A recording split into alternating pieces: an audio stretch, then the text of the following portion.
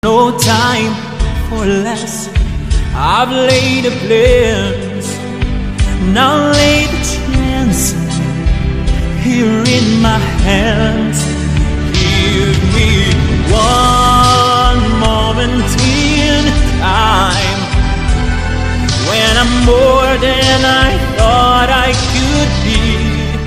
Jangan lupa untuk subscribe dan aktifkan loncengnya agar sahabat-sahabatku menjadi orang pertama yang memperoleh konten terbaru dari NH Jiwa Herlambang.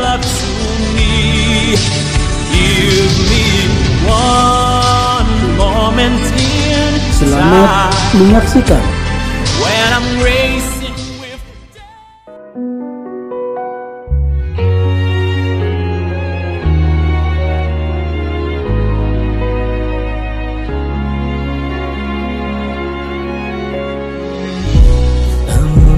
Entah kapan kita bertemu kembali dan bisa bercanda lagi. Senyum dan tawamu yang selalu menghiasi hariku dengan ceriamu.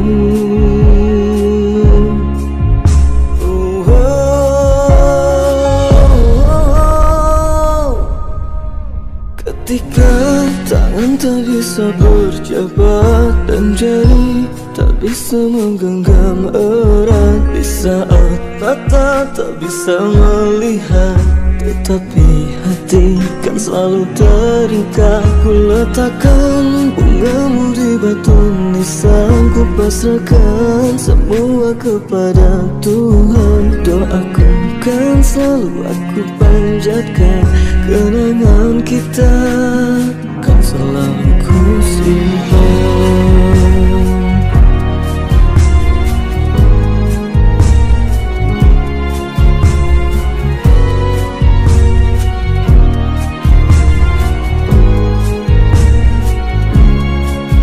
Ketika tangan tak bisa berjabat dan jari tak bisa menggenggam erat, di saat mata tak bisa melihat, tetapi hati kan selalu terikat. Ku letakkan bungamu di batu nisan, ku pasrahkan semua kepada Tuhan. Doaku kan selalu aku panjatkan, kenangan kita kan selalu ku simpan. Meskipun kita tak bertatap mata dan indera sudah tak berfungsi semua, batu nisan kan menjadi saksinya. Terima kasih, ku tunggu engkau di surga.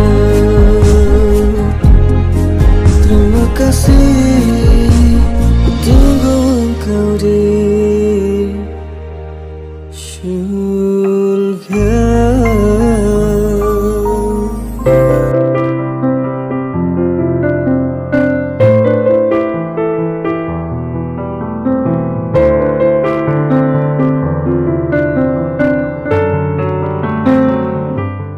Bismillahirrahmanirrahim. Buya, minggu lalu telah dibahas tentang bakti seorang anak pada orang tua yang sudah meninggal. Buya katakan ada 3 cara. Salah satu dari 3 cara yang Buya jelaskan tentang hal menyambung tali silaturahmi yang telah diwariskan oleh orang tua kita. Dan di antara silaturahmi itu adalah tentang harta waris dari orang tua yang telah meninggal. Yang saya tanyakan Buya, bagaimana cara dan hukumnya tentang hak waris? Bila orang tua yang meninggal, baik yang secara mendadak misalnya karena kecelakaan, hampir bersamaan, maupun orang tua yang meninggal karena usia lanjut, namun orang tua tersebut mempunyai anak yang mewarisi peninggalannya, selain ada yang berusia dewasa, juga ada usia yang masih balita. Mohon pencerahannya Buya. Jadi gini, ada mungkin ada 3 gambaran kan. Yang pertama adalah jika ada orang tabrakan barang, matinya diketahui mana yang lebih dulu, mana yang sangat jelas. Maka yang mati menyusul itu yang bakal mewarisi. Yang mati duluan yang diwarisi, jelas. Kalau tidak diketahui tidak diketahui, maka ada tidak diketahui siapa yang duluan. Maka kebanyakan ulama mengatakan dua-duanya tidak saling mewarisi. Jadi masing-masing. Kalau matinya berurutan, misalnya suami meninggal duluan, kemudian berapa detik kemudian baru istrinya, maka sang istri mewarisi sang suami. Itu jelas. Bil ittifaq, nggak ada khilaf di sini. Tapi kalau matinya nggak ketahuan, jika tidak diketahui yang demikian dulu, maka tidak saling mewarisi. Karena tidak saling mewarisi, ya hartanya masing-masing. Harta sang suami, harta istri, baru harta suami nanti ya dilihat ahli warisnya. Yang jelas anak laki-laki mewarisi harta bapak dan ibunya, anak laki-laki ini. Karena apa? Dia anaknya sang ayah, anaknya sang ibu. Dia laki-laki, dia bisa mengambil asobah semuanya sisanya, kalau tidak ada ahli waris yang lainnya. Jadi sang suami yang meninggal nanti diwarisi sesuai dengan aturan waris. Yang jelas anak ya, anaknya mewarisi kan, tapi hartanya masing-masing. Bukan harta suami diwaris istri dulu atau istri waris, enggak, karena tidak diketahui mana yang lebih dulu. Maka langsung saja dikembalikan kepada seolah-olah ini adalah tidak ada hubungan apa-apa. Berarti sang suami boleh punya tabungan, diwaris oleh anaknya. Sang istri punya tabungan yang naik, diwaris oleh anaknya. Punya baju dan mobil, diwaris oleh anaknya, bukan istri atau suami warisi. Selesai. Nah kalau nanti misalnya sang suami masih punya orang tua, ya mendapatkan, masih ada anak, nanti ayahnya dapat seperempat dan sebagainya. Ini ada aturan sendiri. Kalau sang istri masih punya ayah beneran, bukan ayah yang sesungguhnya, ayah nasab, bukan ayah tiri, ayah ini bukan. Sang keluarga pun suami juga punya ayah sesungguhnya, ayah nasab, ayah sulub. Maka kalau itu ayah nasab yang sesungguhnya, maka mewarisi barengan dengan anaknya, ayah dan anak, atau ibu dan anak. Baik, seperti itu. Kemudian yang perlu diperhatikan, kalau anak itu masih kecil, pembagian tidak boleh bagi seenaknya. Ingat semuanya, daripada peninggalan orang tuanya meninggal, anak itu udah punya bagian, dan bagian paling besar sang anak, karena anak laki-laki. Jadi makanya jangan seenaknya baju diambil. Mungkin dia adalah seorang tokoh agama atau tokoh terkenal, nggak bisa. Bajunya ustadz, bajunya ustadzahnya yang meninggal dunia, maka itu adalah warisan, akan diwaris oleh sang anak. Nggak boleh dibagi bancaan bagi-bagi, disimpan itu baju sampai anak itu dewasa, dimintai boleh atau tidak. Jadi sesuai dengan pembagian waris. Tapi ingat, nggak boleh barang ini selain dibagi yang benar begini lalu dibikin diobral kesana kemari, nggak boleh, haram. Hati-hati urusan waris ini. Jadi apalagi ada anak yatim atau anak yang piatu, yatim piatu, anak tadi, maka harus lebih hati-hati, dijaga semua peninggalannya ini, dijaga. Cuman biasanya kalau kasus begini, ada perempuan meninggal dunia sama suami istri meninggal dunia begini, tabrakan misalnya atau hancur, kemudian punya anak yatim. Kalau masih ada bapaknya meninggal, ribut warisan, ini keterlaluan bener manusia. Mikir anak kecilnya ini loh.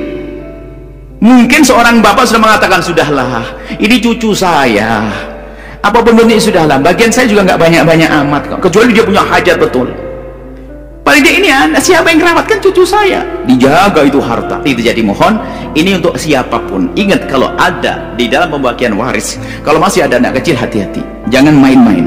Pembagian waris sesuai dengan aturan syariat. Setelah dibagi untuk yang dewasa, oke, tapi untuk anak kecil harus dijaga. Nggak boleh baju ibunya, gelang apanya, apa saja nggak boleh seenaknya diambil. Kalaupun anak itu mengizinkan, izin anak kecil tidak dianggap haram kita ngambil hartanya waris tersebut lalu bilang, nah anak saleh, ini bajunya Umi mau dipajang nanti mau dimasukkan museum. Nggak boleh anak kecil minta izin, nggak boleh. Nasihat, tolong dalam urusan pembagian waris hati-hati, khususnya masih ada anak yatim, anak kecil. Seandainya dewasa semuanya, jangan mengambil yang bukan haknya. Dan jangan biasa ribut urusan waris. Ingat, siapapun yang suka meributkan urusan waris biasanya adalah memang ada iblis di dalam hatinya. Waris bagi dengan kelembutan. Tapi ingat, harta waris memang kadang panas. Bagi siapa? Bagi yang hatinya kotor. Tapi kalau orang yang hatinya saling mencintai, nggak ada harta waris panas, karena itu harta berkah, harta jerih payah orang tua. Lihat, membagi dengan penuh kesujukan, bahkan mungkin dengan derai air mata, bahkan mungkin saling dorong, dek kok ambil itu saja dek, karena kamu belum mandiri dek. Enggak bang, saya hanya mengambil jatah saya bang. Enggak dek, saya ridho kok. Indahnya pembagian waris semacam ini.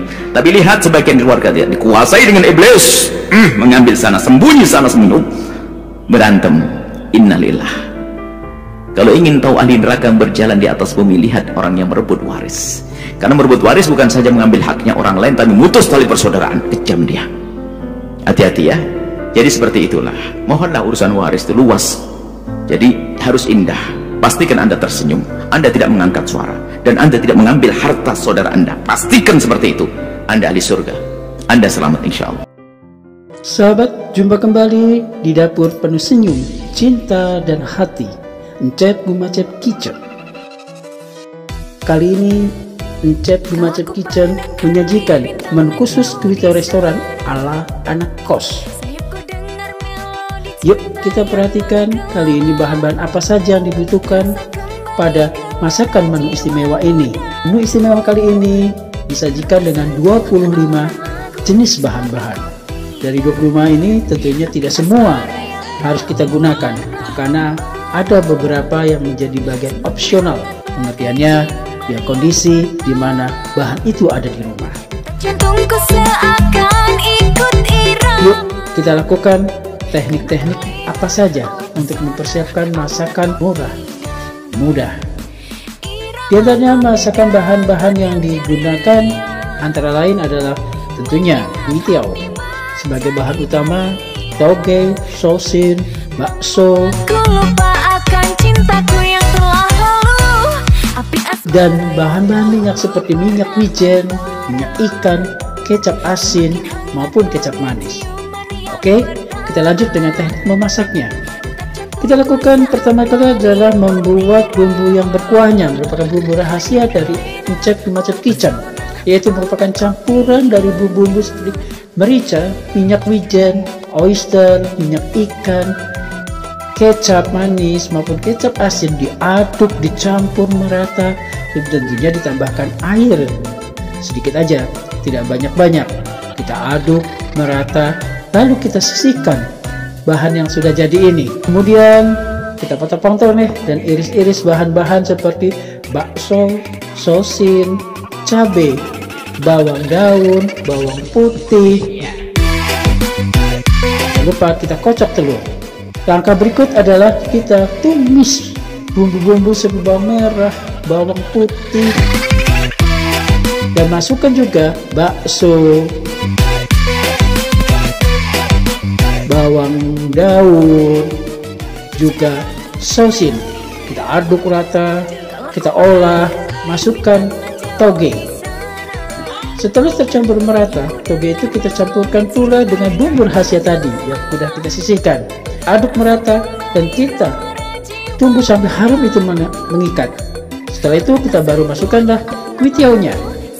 Kuitiao kita masukkan dan kita lanjutkan dengan masukkan telur yang dikacau tadi. Telur tadi kita diamkan sejenak agar dia sedikit mengkristal, kemudian kita aduk perlahan. Langkah terakhir adalah memasukkan bumbu-bumbu seperti merica halus, garam, kita tes rasa tentunya. Setelah itu kita angkat, kita sajikan, dan Kuito restoran anak kos ini siap dinikmati. nyenyak hati menjadi gairah. Yuk kita coba di dapur dengan penuh rasa cinta. Dahulu pernah membara. Terima kasih sudah menonton hingga selesai. Cus, Mbak Nyus dan Aziz.